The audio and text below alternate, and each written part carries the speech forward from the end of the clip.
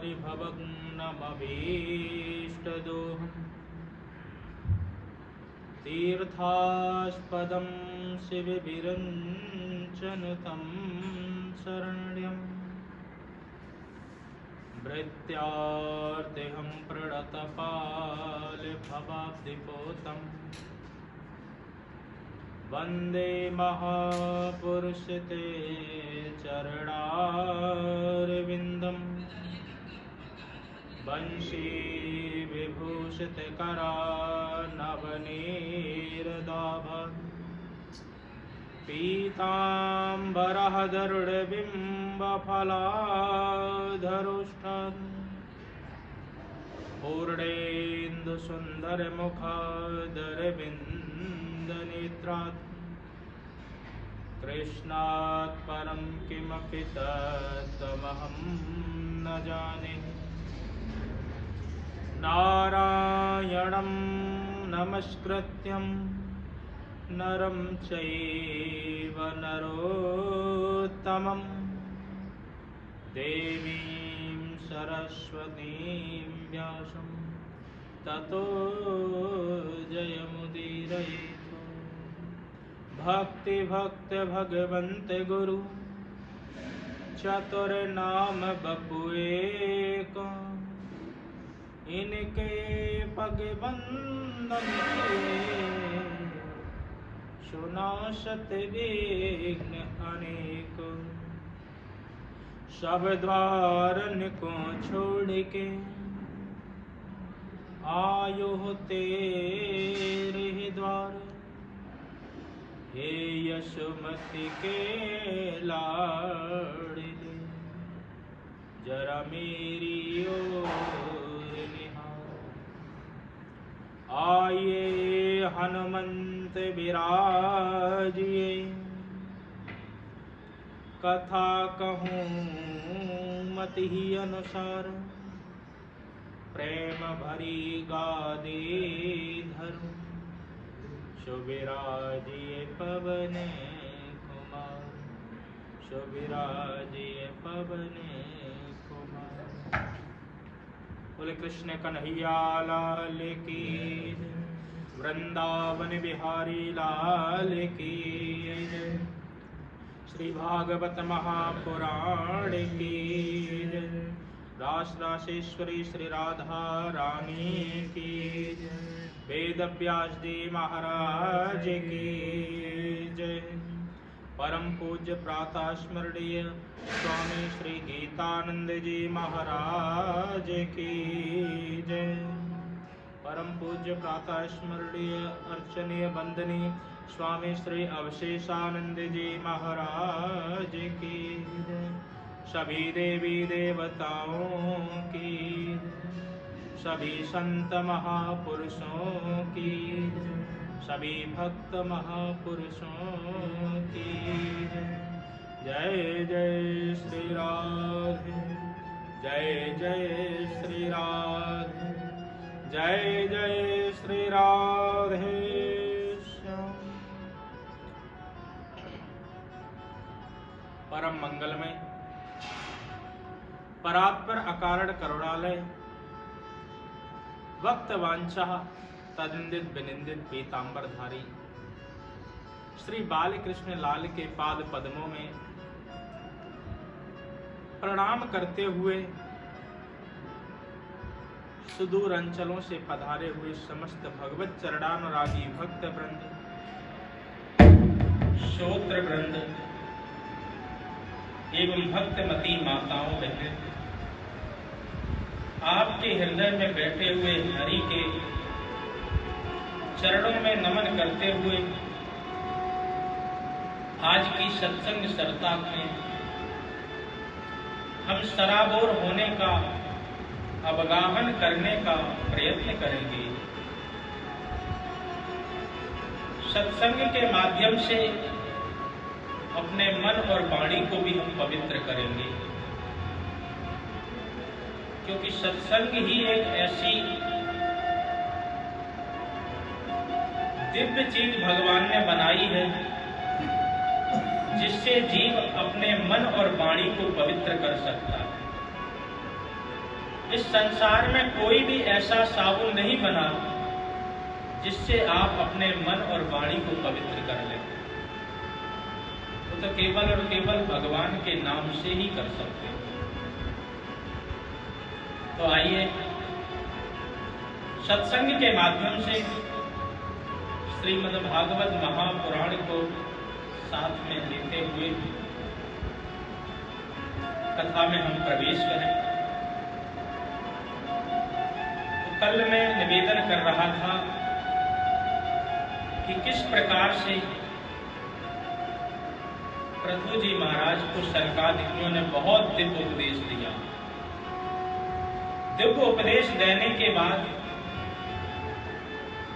महाराज पृथु ने अपने समस्त राज्य को ही नहीं बल्कि अपने आप को भी प्राणा दारा सुता ब्राह्मण जो कुछ उनके पास में था उन सभी को इति सर्व निवेदन सब कुछ समर्पित कर दिया। शनकादिक भी प्रसन्न हो गए। उन्होंने वापस सभी चीजों को दे दिया कि कहा आराम से अब तुम राज्य करो और अंतर्ध्यान हो। तो ऐसे शनकादिक ऋषियों का उपदेश पाकर के पृथु जी महाराज परम धन्य हुए और अंत में भगवान के चरण शरण को ग्रहण करते हुए भगवत धाम के भी अनुरागी बने। भगवत धाम को भी उन्होंने बाद में प्राप्त किया। इन्हीं के वंश में चलकर के आगे राजा प्राचीन बरी हुए। प्राचीन बरी राजा बहुत बड़े कर्मकांडी थे। कर्मकांड में उनका बहुत ज्यादा विश्वास था तो आए दिन यज्ञ अनुष्ठान आदि करते ही रहते थे। परंतु हर एक यज्ञ अनुष्ठान करने पर वो पशु की बलि जरूर देते थे। नारद जी ने आकर के उनको समझाया कि राजन, आप इन पशुओं की बलि देते हैं, ये पशु सभी आकाश मार्ग से आपको देख रहे हैं कि कब आप मरकर के ऊपर आए तो हम आपसे बदला ले सके। प्राचीन बरी ने कहा, महाराज ये तो सब शास्त्रों में लिखा हुआ है कि अमुक यज्ञ करने पर अमुक पशु की बलि दे दो। पशून आलभेत। नारद जी महाराज ने समझाया, जो शास्त्र सदा सर्वदा अहिंसा की बात करते हो और अहिंसा पर इतना बल देते हो, वो हिंसा की आज्ञा कैसे दे देंगे? हम लोगों को समझने में फेर हो जाता है क्योंकि वेद पुराणों की भाषा बहुत जटिल है। वेद भगवान परोक्षवादी होते हैं। परोक्षवादी वेदोयम बाला नाम अनुशासन। कहते कुछ हैं वेद भगवान, मतलब कुछ और ही निकलता है। इसलिए अल्पज्ञ व्यक्ति जब वेद आदि का अध्ययन करता है, आधा अध्ययन करने के बाद में जब उन वेद मंत्रों का वो अर्थ निकालने लगता है तो सरस्वती माता भी घबराती, देवी देवता भी घबराने लगते हैं कि अभी ये हमारी विद्या का अर्थ का अनर्थ कर देगा, अभी ऐसा उल्टा सीधा अर्थ निकाल देगा। तो इसलिए देवी देवता लोगों को भी भय होने लगता है। जैसे एक जगह एक सज्जन ने देखा कि एक पन्ने पर लिखा था वेद पढ़ना पाप है। अब वो सबको दिखाते फिरे, देखो वेद पढ़ना पाप है, वेद पढ़ना पाप है। सब लोग इधर उधर देखें। एक समझदार व्यक्ति था, उसने कहा दिखाना। जब उसने देखा तो उसमें वही लिखा था वेद पढ़ना पाप है, परंतु वो सबसे नीचे वाली लाइन में लिखा था। उसने दूसरा जब पन्ना पलट के देखा तो आगे लिखा था असोच अवस्था में। असोच अवस्था में वेद पढ़ोगे तो जरूर आपको पाप पड़ेगा। इसी प्रकार से जब हमें वेद आदि का पूर्ण ज्ञान नहीं होता है तो अधूरा ज्ञान पाकर के ही हम अपने आप को ज्ञानी मान लेते हैं, अर्थ का अनर्थ मान करके उसी का अनुसरण खुद करते हैं और लोगों से भी करवाते हैं। तो आज नारद जी ने बहुत अच्छी तरह समझाया कि राजन, शास्त्र कभी भी हिंसा की आज्ञा नहीं देते। अहिंसा परमो धर्मा, शब्द हिंसा तथैव वचा। अहिंसा को जो शास्त्र परम धर्म मानते हैं वो आपको हिंसा के लिए क्यों कहेंगे? और अच्छा ये बताओ, तुम ये यज्ञ आदि कर किसके लिए रहे हो? बोले महाराज, हम तो स्वर्ग की प्राप्ति के लिए यज्ञ करते हैं। यज्ञ करेंगे, यज्ञ आदि अनुष्ठानों से हमें स्वर्ग की प्राप्ति हो जाएगी। नारद जी ने समझाया कि देखो, स्वर्ग की प्राप्ति ठीक है, परंतु ये जो शरीर मिला है, इस शरीर का परम कर्तव्य, परम फल ये नहीं है कि आप स्वर्ग में चले जाएं, स्वर्ग के सुख भोगों को भोग लें, उसके बाद भी तो आपको इस मृत्यु लोक पर ही आना पड़ेगा। जैसे जैसे आपके सुकृत नष्ट होंगे, क्षीणे पुण्य मृत्यु लोकम विशन्ति, वैसे वैसे आपको इस धराधाम पर पुनः आना पड़ेगा।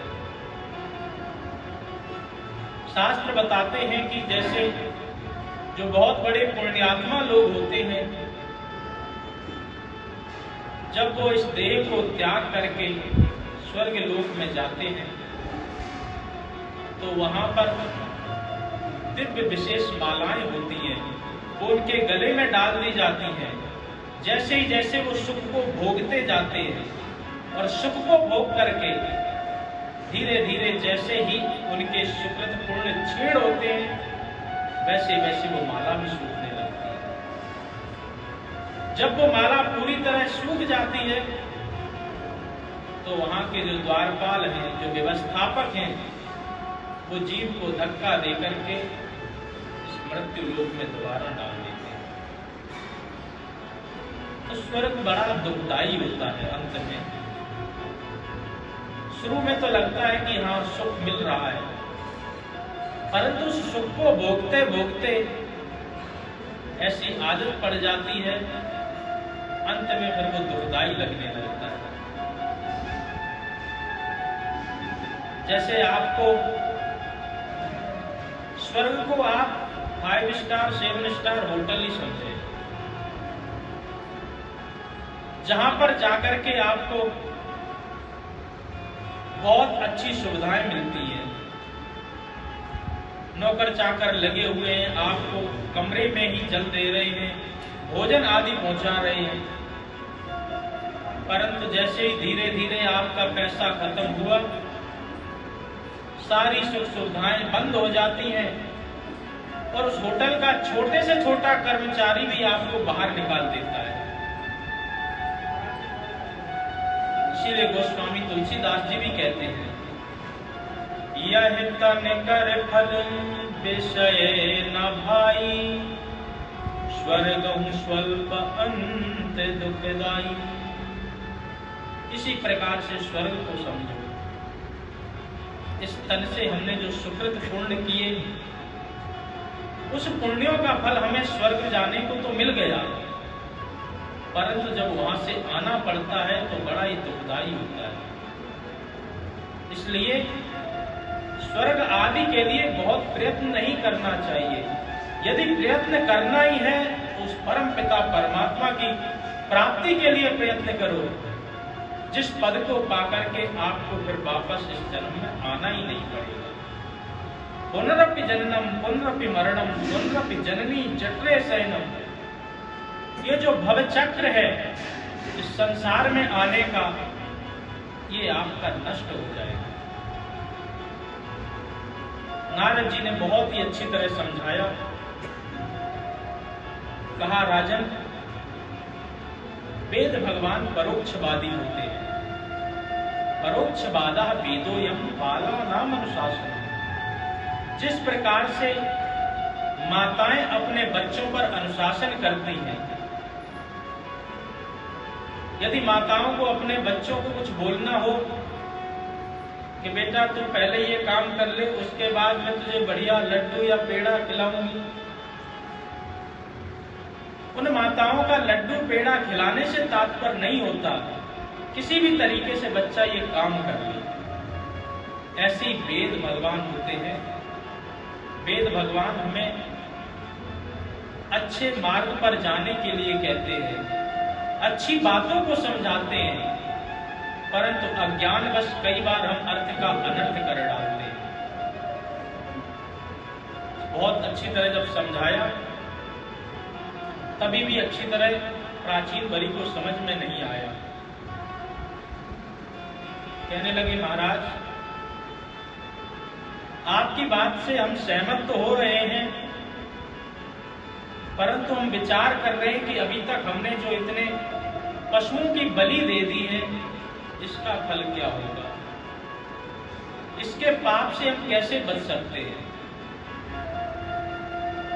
बोले इसके पाप से तो आपको प्रायश्चित रूपी साबुन को लगा करके ही अपने मन के मैल को धोना पड़ेगा। परंतु फिर भी हम तुम्हें एक अच्छी सी कहानी सुनाते हैं, उस अच्छी कहानी को आप सुनो और समझने का प्रयत्न करो। जब समझ में नहीं आएगी तो बाद में हम आपको समझाएंगे। तो नारद जी ने पुरंजनोपाख्यान के माध्यम से प्राचीन बलि को समझाया। कहा कि एक समय की बात है, दो बहुत अच्छे मित्र थे। एक का नाम अभिज्ञात और एक का नाम पुरंजन था।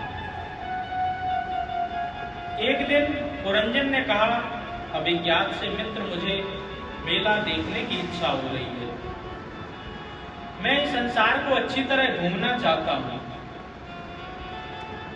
अभिज्ञात ने कहा कि ठीक है, घूमने के लिए चले जाओ, परंतु बहुत ज्यादा समय मत लगा देना।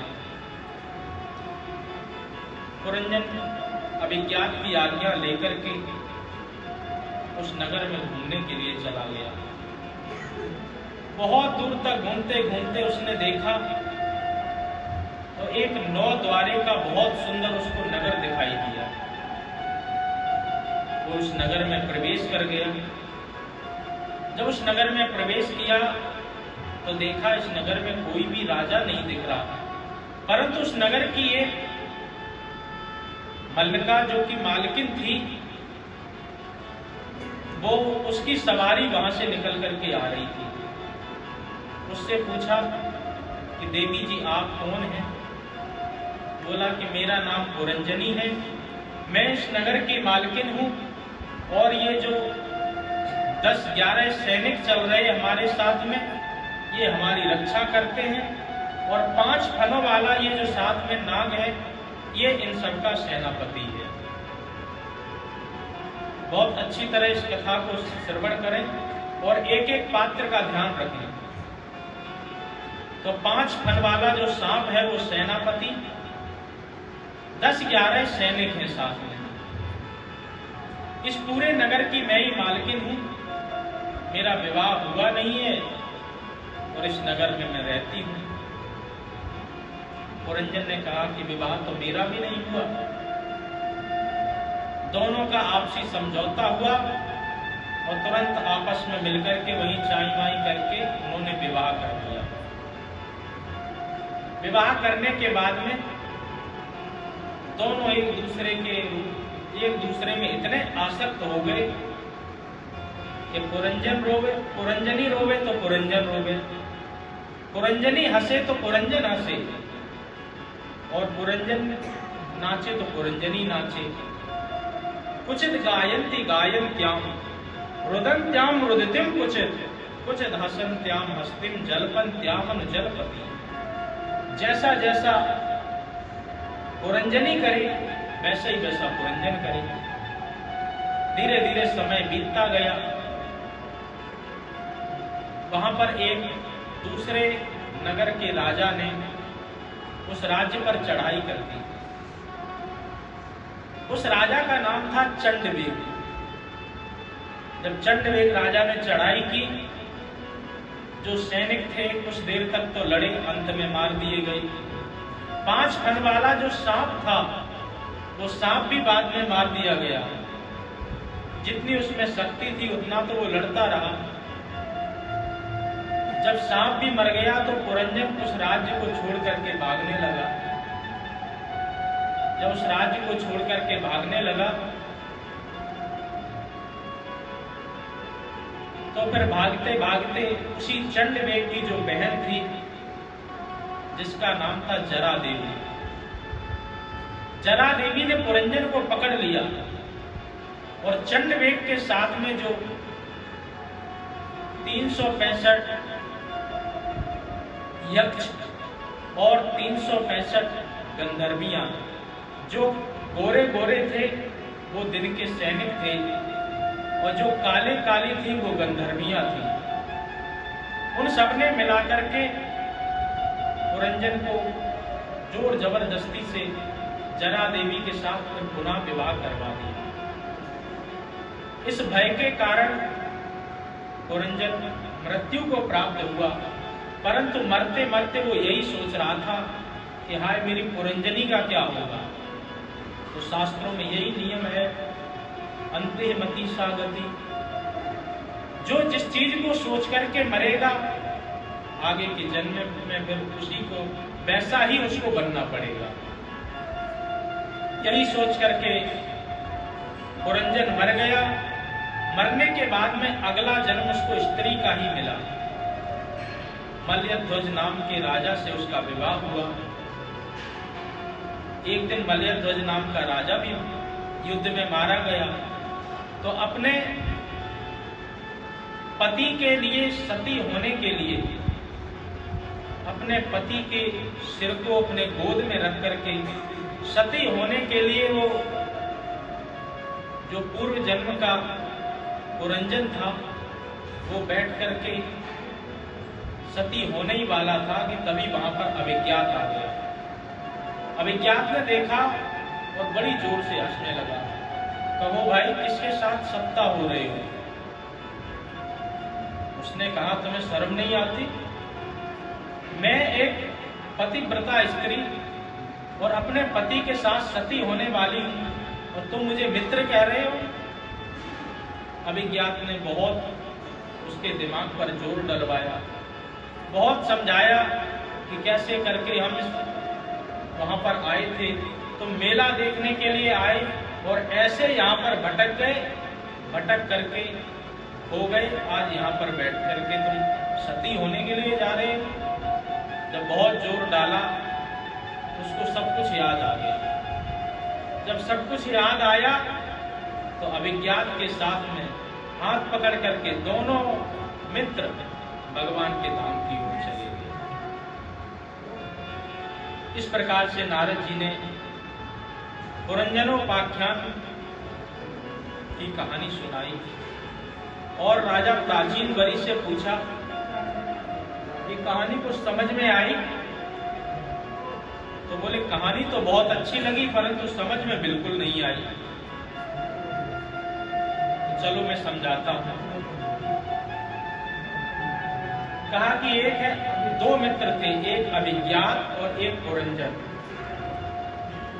अभिज्ञात का मतलब है वो परमात्मा, जिसको सब कुछ ज्ञात है, सब कुछ जानता है, उसी का नाम अभिज्ञात है। दूसरा जो मित्र था पुरंजन, पुरंजन का मतलब है इस जीवात्मा से। हम सब पुरंजन हैं, विविध पुरियों में जाकर के भटकते हुए फिर आकर के किसी एक पुरी में टिकते हैं। पुरीम जनयति थी पुरंजना, और वो पुरियां कौन सी हैं? बोले 84 लाख पुरियां। कभी हम कुछ बन रहे, कभी कुछ बन रहे, अपने कर्म के अनुसार। कर्म के अनुसार तेरे साथ सब कुछ हो चुका, ऊंट घोड़ा बैल बनकर भार भी तू ढो चुका, कभी पशु बना पक्षी बना, कभी बन कर आया श्वान है, 1,84 भटक कर फिर बना इंसान है। तो ये इस प्रकार की 84 लाख योनियां हैं जिनमें जीव भटकता रहता है, फिर जाकर के किसी एक पूरी में टिकता है। तो हम सब पुरंजन हैं और परमात्मा, अभिज्ञान जो है वो परमात्मा है। और जो 9 द्वारे वाला जो उसको नगर दिखाई दिया था, तो साक्षात हमारा शरीर ही है। नवद्वारम पुरम देहि, गीता में भगवान कहते हैं हमारे शरीर में 9 द्वार हैं, 9 छिद्र हैं, 2 आंख के, 2 कान के, 2 नासिका के, 1 मुंह का और 2 मलमूत्र द्वार। इस प्रकार से 9 द्वारे वाला जो नगर है वो हमारा शरीर ही है। वो पुरंजनी कौन थी जिसके साथ में पुरंजन का विवाह हुआ? बोले तो पुरंजनी हमारी बुद्धि है। बुद्धि की हम इस प्रकार से बात मानते हैं, जैसा बुद्धि कहती है वैसा ही हम चलते हैं। बुद्धि ने कहा चलो कथा हो रही तो कथा सुन लेते हैं। बुद्धि ने कहा नहीं, कथा तो रोज ही होती रहती, कुछ और काम कर ले, कुछ और काम करने चले गए। तो हम सब बुद्धि के दास बन जाते हैं। उस कोई पुरंजनी है।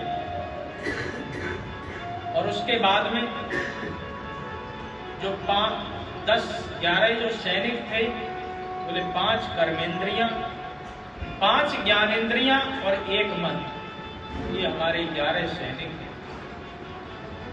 और जो 5 फन वाला सांप था, बोले ये हमारा पंचम प्राण है। अपान व्यान उदान समान आदि के ये 5 प्राण होते, ये प्राण है। वो राजा कौन था महाराज जिसने राज्य पर चढ़ाई की थी? बोले वो चंडवेग, संवत्सरो चंडवेगा, वो काल ही है जिसका बड़ा प्रचंड वेग है। वो प्रचंड वेग किसी को दिखता नहीं उस काल का। महाराज आपने एक जरा नाम की देवी का भी वर्णन किया था। बोले वो जरा नाम की देवी जो बड़ी कुरूप है, उसका नाम है बुढ़ापा। उससे कोई विवाह नहीं करना चाहता, उसको कोई अपनाना नहीं चाहता। और परंतु वो समय के साथ साथ में इस प्रकार से आक्रमण करती है कि आप किसी को पता भी नहीं चलता। आपको अपने जीवन की अनेकानेक तिथियां और तारीखें याद होंगी कि हम उस दिन पैदा हुए, उस दिन हमने वो क्लास पास की, उस दिन हमारा ये हुआ, उस दिन हमारी ये एनिवर्सरी हुई, आदि आदि। परंतु किसी से पूछा जाए कि आप किस दिन बूढ़े हुए, महाराज ये तो हमें पता ही नहीं चला। अरे हम तो 60 के बाद भी अपने आप को जवान समझते हैं। तो जरा देवी का ऐसा वेग है कि वो आपको पता ही नहीं चलने देती है, और कब घुटनों के माध्यम से आपके शरीर को हावी कर देती है। बुढ़ापा जब भी आता है तो सबसे पहले आपके घुटनों को ही पकड़ता है।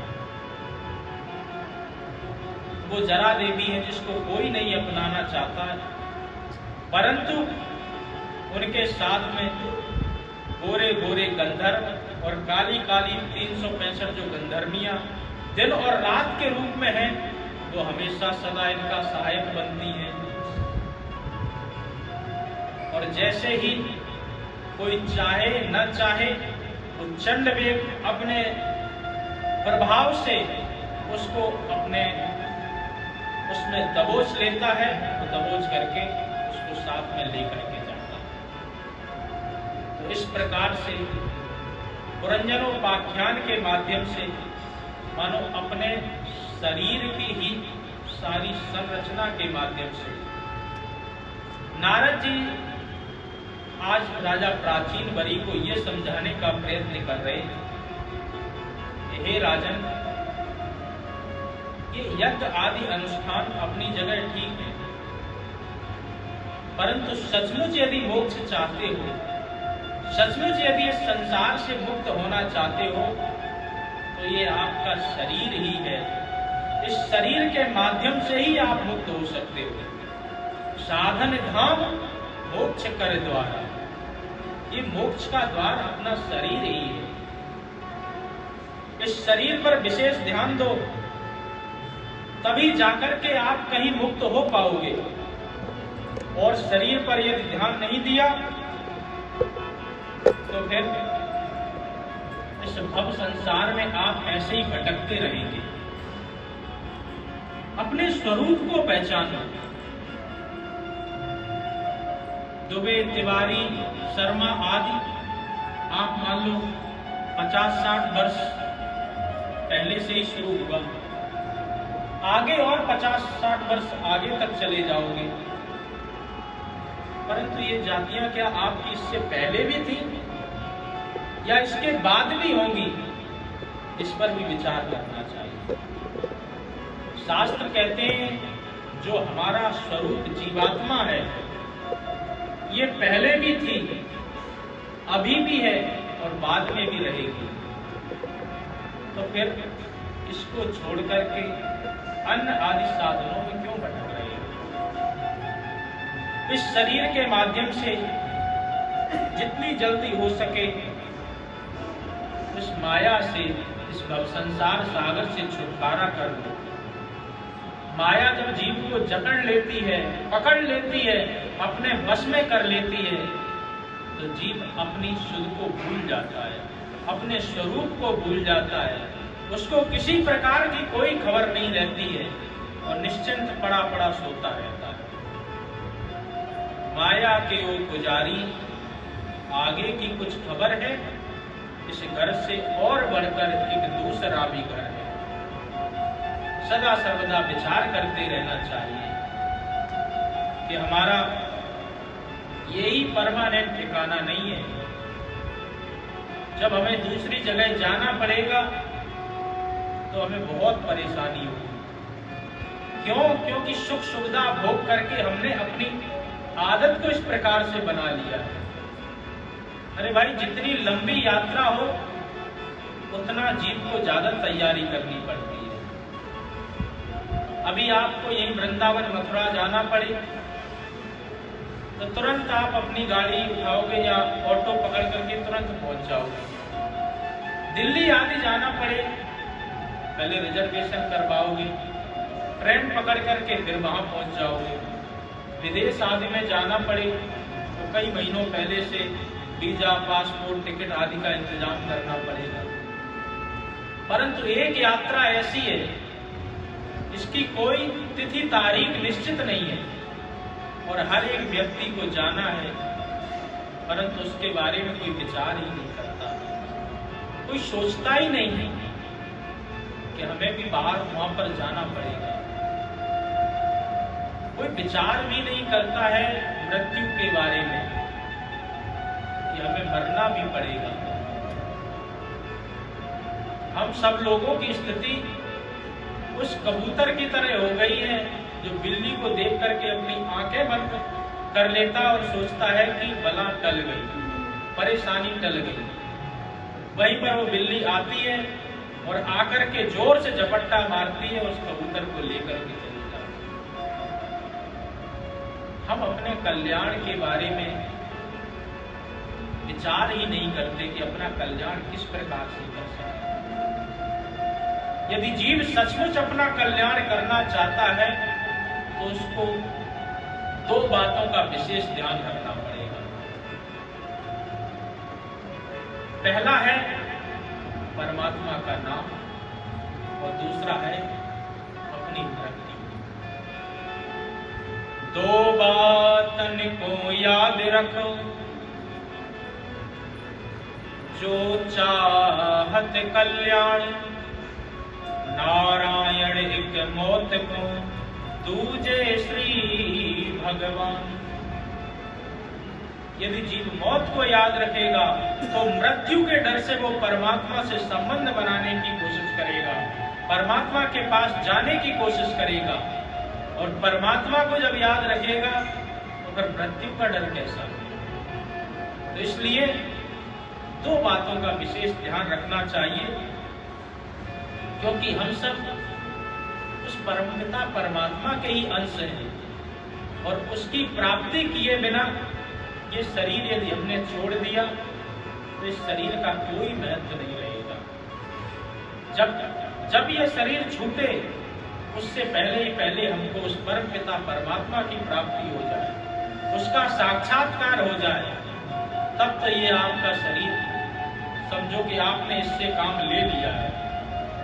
और अगर नहीं हो पाया तो जिस प्रकार से गधे बैल घोड़े सब प्रकार के बोझों को ढो रहे हैं, उसी प्रकार से हम परिवारजनों का पेट भरने के लिए गधे आदि बन करके यही उनका भरण पोषण कर रहे हैं। परिवार रूपी बोझे को ढो करके इस संसार में चलते जा रहे हैं। इसलिए हे राजन, अपने स्वरूप को पहचानो, अपने आप को जानो और जान करके उस परमपिता परमात्मा को प्राप्त करने का प्रयत्न करो। उसी से तुम्हारे सभी प्रकार के भवबंध नष्ट हो जाएंगे। सभी संत साधु और सभी शास्त्रों का एक ही सार है कि परमात्मा के नाम रूपी नौका से आप इस भवसंसार सागर से पार हो सकते हैं। संत ग्रंथ सब जगत के ढूंढ निकाले सार, हरि का नाम जहाज है जो आवे भव पार। जो उस परमपिता परमात्मा का नाम ले लेता है, जो उनकी शरणागति को ग्रहण कर लेता है, तो परमात्मा रूपी जो नाम है, परमात्मा रूपी नाम की जो नौका है, उसमें बैठ करके जीव सहज ही अपने आप को तार लेता है। तो इसलिए परमपिता परमात्मा को पहचानो और पहचानने के बाद उनको जानो, उसी को प्राप्त करो। इस प्रकार से नारद जी ने बहुत ही अच्छा तत्व उपदेश दिया। राजा प्राचीन बरी भी सुन करके गदगद हो गए, नारद जी को प्रणाम किया और अपने स्वरूप को पहचानने का प्रयत्न किया। अंत में प्राचीन बरी भी परमात्मा के उस परम गति को प्राप्त कर गए, जिस गति को प्राप्त करने में जीव को अनेकानेक जन्म लग जाते हैं। तो ऐसे नारद जी महाराज की कृपा से प्राचीन बरी का भी कल्याण हो। आगे चल करके इन्हीं प्राचीन बरी के वंश में दक्ष हुए और दक्ष के 10 प्रचेता गणों के पुत्रों के रूप में इन्होंने जन्म दिया। और जब सभी प्रचेता गण अपने राज्य में अच्छी तरह राज्य कर रहे थे, तो राजा ने भी, दक्ष ने सोचा कि अब मुझे भी यहाँ से निकल जाना चाहिए, हमारा भी समय हो रहा है, परमात्मा की प्राप्ति को करना प्रत्येक मनुष्य का धर्म है, तो हम भी जाकर के परमात्मा की प्राप्ति करें। तो बीच में नारद जी मिल गए। हाथ जोड़ करके नारद जी से एक ही प्रश्न किया कि हे नारद जी महाराज, अब मुझे लगता है कि मेरे पास समय बहुत कम है, तो परमपिता परमात्मा की यदि प्राप्ति करना हो तो मैं कौन सा साधन अपनाऊं? नारद जी ने कहा, परमात्मा को प्राप्त करने के लिए अनेकानेक साधन हैं। बोले महाराज, कोई सरल से सरल साधन हो वो बता दो तो मैं झटपट परमात्मा को प्राप्त करूं। तो नारद जी ने कहा, उसके लिए तुम्हें 3 चीजों का विशेष ध्यान रखना पड़ेगा। दयया सर्वभूतेषु संतुष्ट्या एनके नवः सर्वे पिंद्यर्थ शांत्यर्थम आशु तुष्यते जनार्दन। बोले सबसे पहले जीवों पर दया करें। वो दया की परिभाषा क्या है महाराज? बोले परिस्मिन बंधु वर्गेवा शत्रु मित्रौ रिपौ तथा आपन्ने रक्षितव्यं तु दयैषा परिकीर्तिता। कोई अपना हो, पराया हो, जानकार हो, अनजान हो, किसी भी प्रकार का कोई व्यक्ति मिल जाए, बोले दया सर्वभूतेषु, सभी लोगों पर दया करें। और परिस्मिन बंधु वर्गेवा, अपना बंधु हो, मित्र हो, शत्रु हो, कोई भी हो, उसको यही मान करके दया कर दें कि ये परम पिता परमात्मा के द्वारा, जिस परमात्मा ने मुझे बनाया है उसी ने इसकी भी संरचना की है, तो मानवता के नाते ये भी हमारा भाई हुआ, उसकी किसी भी प्रकार से दया करना। खाली जीव मनुष्यों की ही नहीं, इस संसार में चाहे कोई चींटा, चींटी आदि किसी भी योनि का कोई पशु हो, पक्षी हो, या किसी भी जिस प्रकार से श्वेतज, उद्भिज और इस प्रकार से जो जीव होते हैं, जो श्वेत से उत्पन्न होते हैं उनको श्वेतज कहते हैं, जो मिट्टी आदि से उत्पन्न होते हैं वो उद्भिज हैं। जो इस प्रकार से 4 प्रजातियां बताई गई हैं, किसी भी प्रकार के जीव मिले उनकी दया करें। दया सर्वभूतेषु, जीवों पर दया करें। दूसरा बोले संतुष्टया एनेकेन वा, अपने मन में संतोष रखें। जो दिया है परमात्मा ने, जितना दिया है उतना पर्याप्त है, दिए का धन्यवाद करें, और जो है नहीं उसकी आकांक्षा अभिलाषा न करें। जो प्राप्त है वही पर्याप्त है, ऐसा मान करके परमात्मा का बार बार धन्यवाद करना चाहिए। क्योंकि जब संतोष धन प्राप्त होता है जीव को, तो फिर उसको किसी प्रकार के धन की आवश्यकता पड़ती ही नहीं।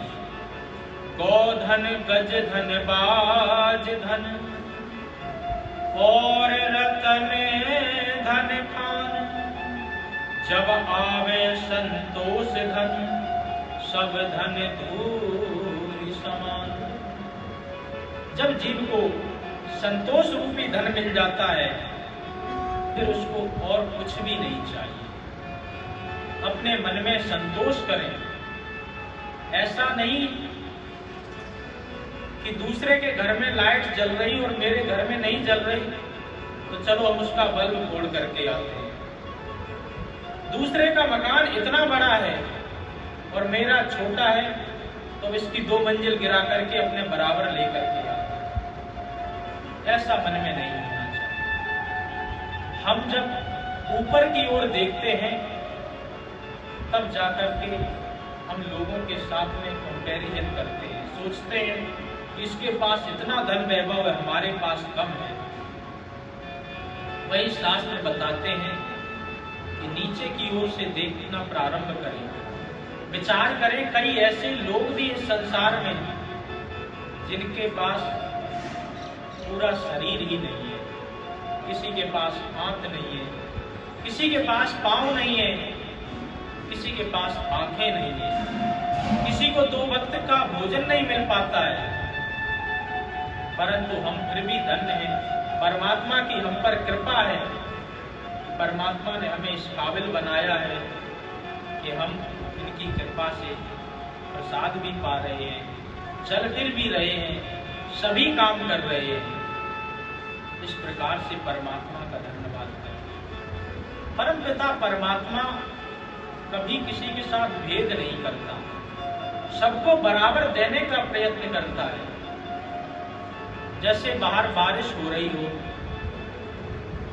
उस बारिश में आपने एक लोटे को और एक बाल्टी को रख दिया। जब बरसात बंद हुई तो लोटा कहने लगे कि बाल्टी को ज्यादा दिया और मुझे कम दिया, परंतु ये परमात्मा ने तो भेद नहीं किया, उन्होंने तो बराबर देने का प्रयत्न किया, परंतु बाल्टी में ज्यादा फैलाव था, बाल्टी में ज्यादा कैपेसिटी थी, ज्यादा वो पा सकती थी, उसके अंदर बहुत ज्यादा योग्यता थी, लोटे के अंदर बहुत कम योग्यता थी, इसलिए ये भेद प्रकट हुआ है। तो हमारे अंदर जितनी परमात्मा के दी हुई क्षमता धारण करने की है, उतने ही उनकी कृपा हम धारण कर पाते हैं। अन्य कृपा को जब धारण नहीं कर पाते तो काल ही कर्म ईश्वर ही विद्या दोष लगाए, तो हम परमात्मा को दोषी मानने लगते हैं। इसलिए अपने मन में सभी प्रकार का संतोष रखें कि जो दिया है प्रभु, मैं तो इस लायक भी नहीं था, परंतु आपने कृपा करके हमें बहुत अच्छी तरह सब कुछ देने का प्रयत्न किया। इस प्रकार का जब हमारे मन में संतोष होगा तो परमात्मा की बहुत जल्दी प्राप्ति हो जाएगी। और तीसरा है कि अपने इंद्रियों पर विशेष ध्यान दें। जो 5 ज्ञानेंद्रियां और 5 कर्मेंद्रियां तथा एक मन है, इन सब पर विशेष ध्यान दे करके इन सबको बहुत अच्छी तरह संभाल करके रखें, क्योंकि इंद्रियां ही हमें ऊपर की ओर ले जाती और यही नीचे भी गिराती है। इसी बीच में परम पूज्य परम आदरणीय श्री गुरुदेव भगवान स्वामी श्री अवशेषानंद जी का पदार्पण हुआ। हम सब महाराज जी के चरणों में कोटि कोटि नमन वंदन करते हैं। संतों के तो कृपा मात्र से ही जीव के अनेकानेक अमंगल मंगल में परिवर्तित हो जाते हैं। साधु संतों के दर्शन मात्र से ही परमात्मा के दर्शनों के पुण्य का फल प्राप्त हो जाता है।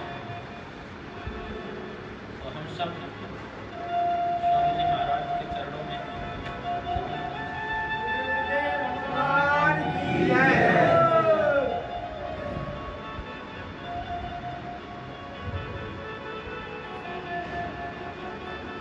बोल स्वामी जी महाराज की जय।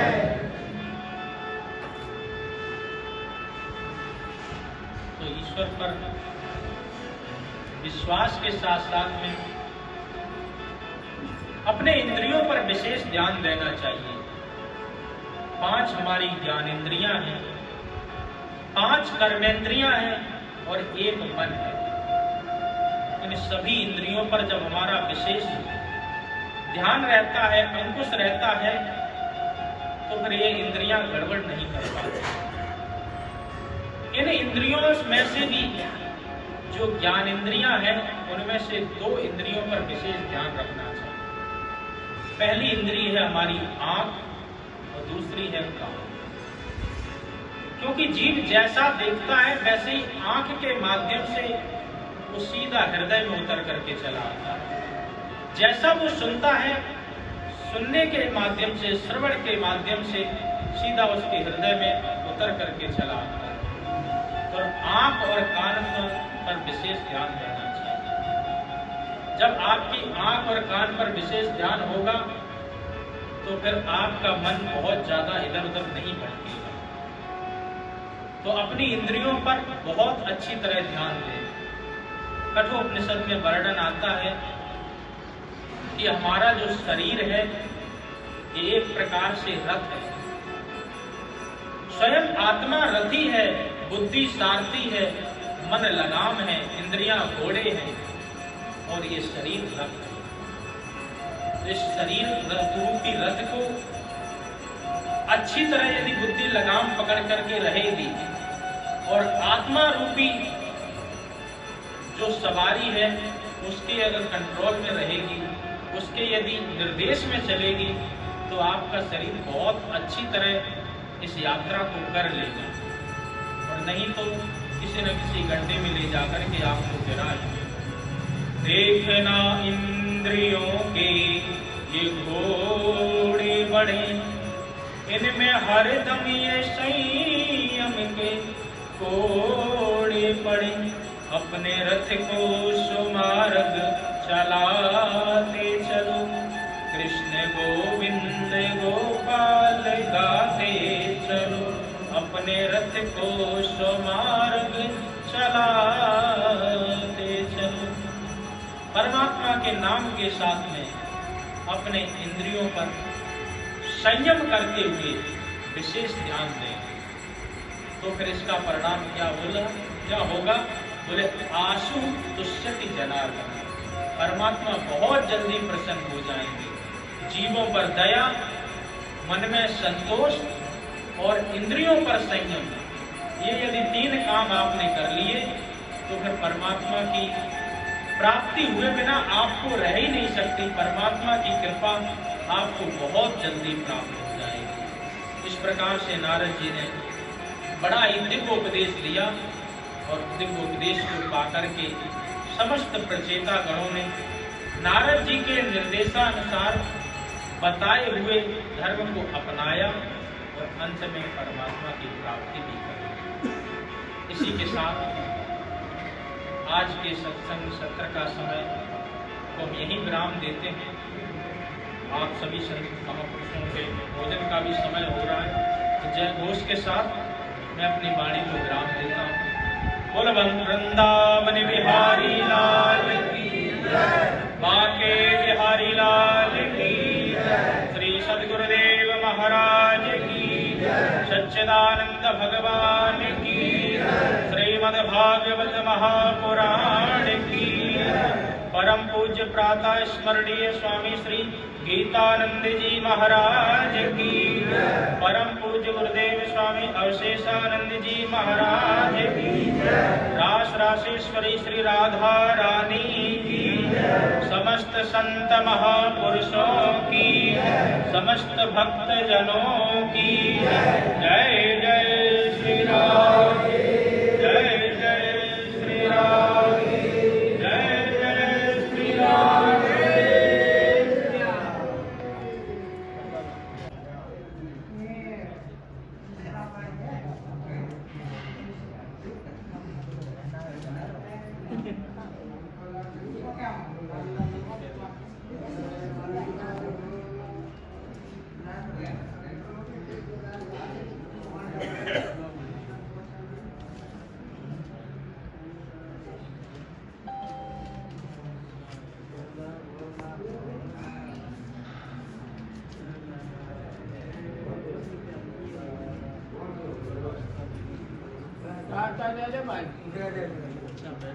आज तो आज ही नुकसान हो गए, नुकसान तो बहुत है, और जहाँ जब मरे गए होते बच्चे आए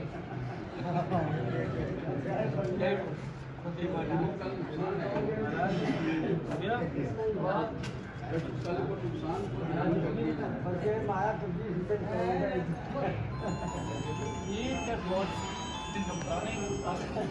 बोतल वोटल सब चली गई भाई, बढ़ा के आलू बनवाए आज कल खाए तो हटे खाना बोतल बोतल चली गई ना। मैंने विचार में बढ़ा के आलू बनाओ तो एक दिन पहले कह दो ताकि वो तैयार है कि हमें इधर उधर नहीं तो मुँह मार के आलू पड़े, क्या फायदा है। नहीं बाबा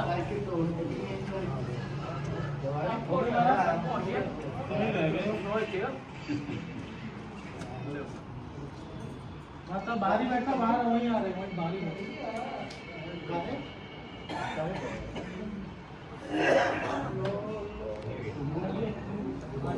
वृंदावन जय जय जय श्री राम,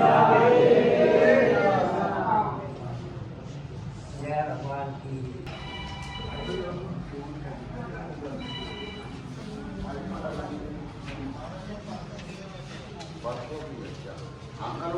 कल वो राधा प्रसाद जी में